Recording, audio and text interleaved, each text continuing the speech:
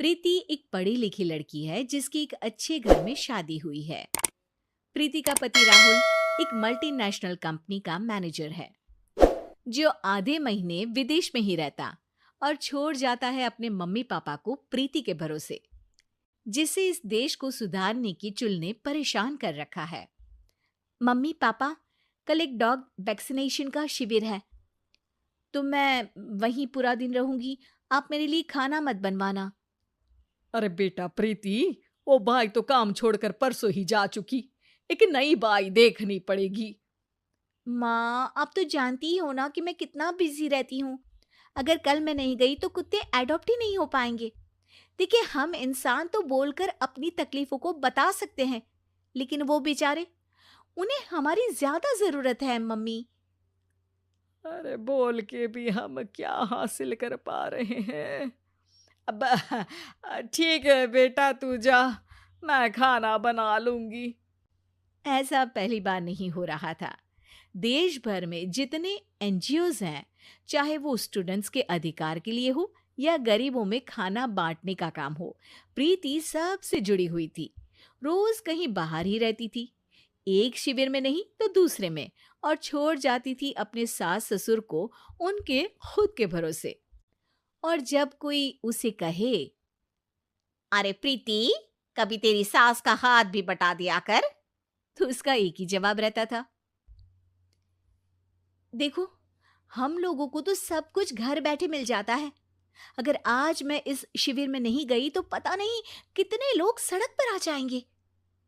प्रीति को समझाना संभव ही नहीं था, और ये बात उसके सास ससुर भी मान चुके थे। इसलिए सुबह सुबह सास ही किचन में खाना बनाने जाती है और देखती है कि घर में सब्जियां खत्म है। अरे प्रीति बेटा, सुन तो जरा। क्या हुआ मम्मी?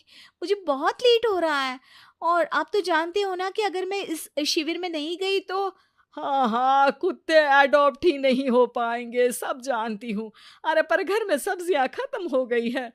अरे जब तू वापस लौटे ना तब लेकर आना, ठीक है बेटा। ठीक है मम्मी, चलिए मैं चलती हूँ।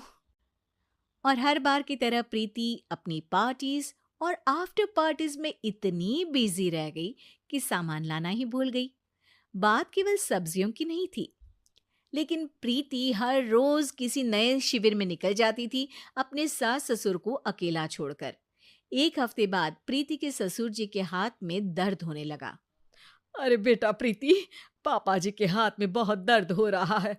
आज इनको डॉक्टर के पास लेकर जाना पड़ेगा। "अम, ठीक है माँ, आप हो आओ, मैं बाहर ही खा लूंगी। अरे बेटा, मैं कैसे ले जाऊं? ये काम तो हमेशा राहुल ही करता था, और मुझे तो डर है कि कुछ ज्यादा बड़ी बीमारी ना हो जाए। उफ़ो, आज मुझे मेडिकल शिविर में जाना है। बेचारे बड़े बुजुर्ग जिनके अपने फैमिली वाले उनका ध्यान नहीं रखते, उनका पूरा मेडिकल चेकअप होगा। अगर मैं नहीं गई तो आप तो जानते ही हो, उनका चेकअप नहीं हो पाएगा। और हाँ बेटा, तू जा, मैं कुछ ना कुछ कर लूंगी। प्रीति के सास और ससुर दोनों ही काफी समय से प्रीति को समझाना चाह रहे थे कि उन्हें भी मदद की जरूरत है, लेकिन अब तो पानी सर के ऊपर जा चुका था। उधर प्रीति शिविर में पहुंचकर सबसे मिल रही थी। काफी भीड़ थी और प्रीति इंस्टाग्राम पर फोटोज अपडेट करे जा रही थी। तभी प्रीति की दोस्त रीना उसके पास दौड़ती हुई आती है। अरे प्रीति, जल्दी चल। अरे क्यों, क्या हुआ? अरे तू अभी सवाल मत पूछ और चल मेरे साथ। प्रीति रीना के साथ जाती है तो देखती है कि गरीब बुजुर्गों की लाइन में प्रीति के सास ससुर भी खड़े हैं। प्रीति को समझ में नहीं आता कि ये क्या चल रहा है।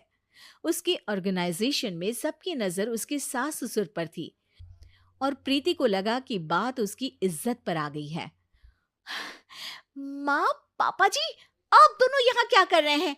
आप तो जानते हो कि ये शिविर गरीबों की मदद करने के लिए बनी है, और आप इसका मजाक उड़ा रहे हैं इस तरह से लाइन में खड़े होकर। अरे बेटा, हम भले ही गरीब ना हो, पर जरूरतमंद तो है ही। हमारा भी कोई ध्यान रखने वाला नहीं है। मेरे पति के हाथ में दर्द है। मैंने सुना कि जरूरतमंद बुजुर्गों का यहाँ फ्री में इलाज हो रहा है, इसीलिए चले आए। अ, नहीं, मतलब मैं तो। प्रीति को समझ में आ गया था कि समाज को संभालने से पहले उसे अपना घर संभालना चाहिए, और वो सर झुकाकर अपने सास ससुर से माफी मांगती है।